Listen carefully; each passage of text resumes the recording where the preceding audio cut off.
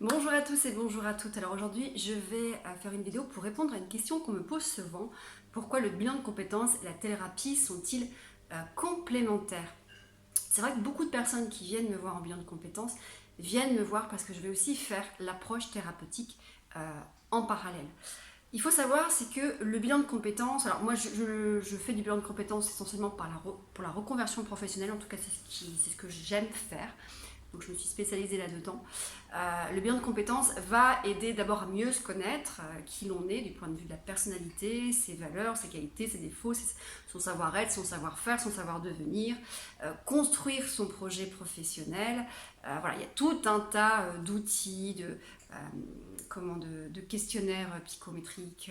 Moi, j'utilise beaucoup le photolangage pour travailler sur les valeurs, les qualités, les compétences. Il y a un travail sur le parcours, sur les rêves d'enfant, sur l'ikigai. Bon, je ne vais pas vous donner mon protocole bilan de compétences, puisqu'il y a un protocole. Et effectivement, le bilan de compétences est très protocolisé. Ça se dit ça? Peu importe. En tout cas, il y a un protocole qui est très très précis. En fait, finalement, au bilan de compétences, on fait toujours la même chose. On s'adapte à la personne, mais les outils sont les mêmes, on le fait dans un certain ordre en fonction du nombre d'heures qui est disponible, mais il y a un protocole à respecter.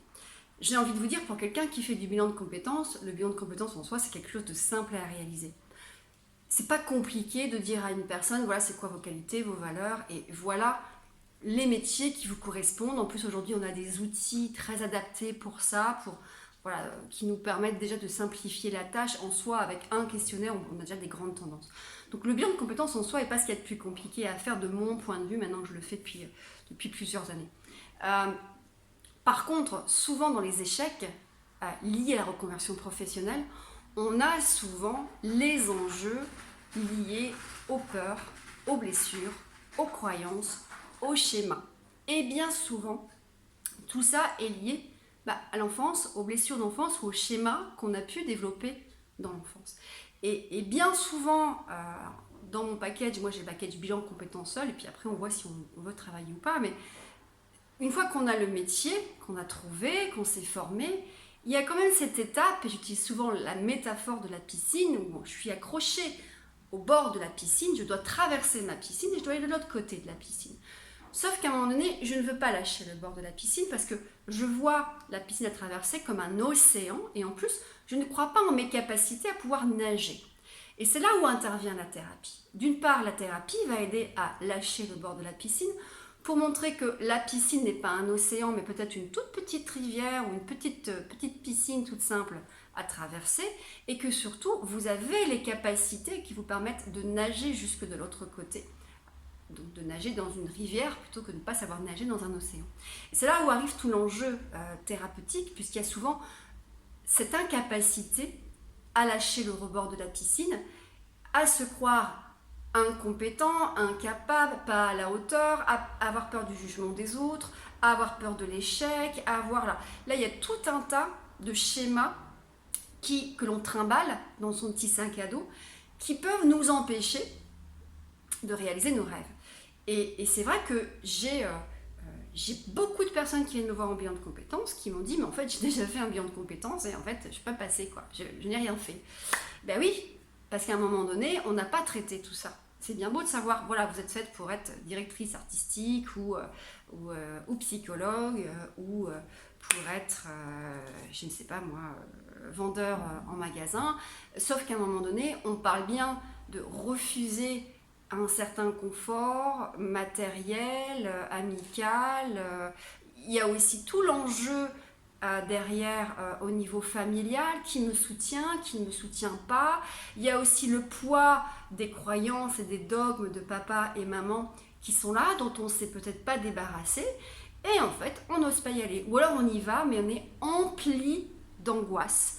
L'angoisse, ce qu'on retrouve d'ailleurs dans les troubles de l'adaptation, je change de travail, tout est nouveau, et hop, je me retrouve avec d'un seul coup un trouble anxieux.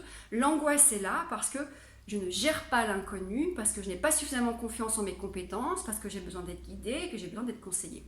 Et c'est là où on va travailler en thérapie, et c'est là où la thérapie va être fortement complémentaire du bilan de compétences. Donc voilà, pour répondre aux questions qu'on me pose assez souvent, et pourquoi moi j'ai décidé de me positionner sur les deux, parce que pour avoir fait moi-même une reconversion professionnelle dans un métier aujourd'hui qui m'épanouit et que j'adore. Le métier, je le connaissais et j'avais cette idée en fait en tête depuis un moment. Par contre, il m'a fallu du temps pour y passer parce que justement, il y avait aussi beaucoup de peurs et de schémas qui m'empêchaient de le faire. Et j'ai travaillé sur tout ça pour me permettre aujourd'hui de franchir ce cap. Et aujourd'hui, j'accompagne aussi des gens qui vivent un petit peu ou qui ont vécu la même chose que moi et qui vivent dans ces peurs, dans cette angoisse de l'échec, du jugement des autres, de la peur de perdre. Il y a beaucoup les peurs de perdre, que ce soit financier, matériel, ami. Et pour construire au contraire quelque chose qui nous convient, qui colle à notre personnalité, à ce que l'on aime, à ce sur quoi on est doué, à nos capacités, pour ne pas à un moment donné se réveiller comme certains de mes patients. Alors en coaching on parle plutôt de clients, en thérapie on parle plutôt de patients, voilà, ça dépend. Mais certaines personnes que j'accompagne et je leur dis voilà, imaginez à 95 ans, regardez un petit peu ce qui s'est passé sur votre vie, qu'est-ce que vous regrettez de ne pas avoir fait, dans quoi vous regrettez d'avoir passé trop de temps et ne pas avoir de regrets. Et malheureusement, certaines des personnes que j'accompagne qui ont 50, qui ont 55 ans, qui sont déjà bien avancées dans leur vie, me disent mais enfin, voilà, j'ai toujours rêvé de faire ça et je ne l'ai pas fait et je ne le ferai pas. Et en fait, pourquoi ? Parce que j'ai peur, parce que je ne sais pas si je pourrais m'en sortir seule, et puis mon mari n'est pas d'accord, et qu'est-ce que je vais faire si mon mari n'est pas d'accord et qu'il me quitte, et je ne saurais pas.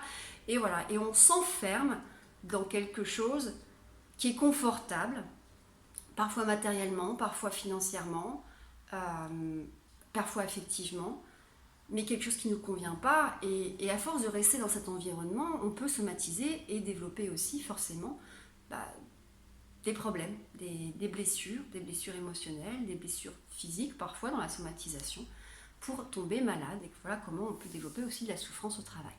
Voilà, j'espère que cette vidéo vous aura été utile. À très bientôt.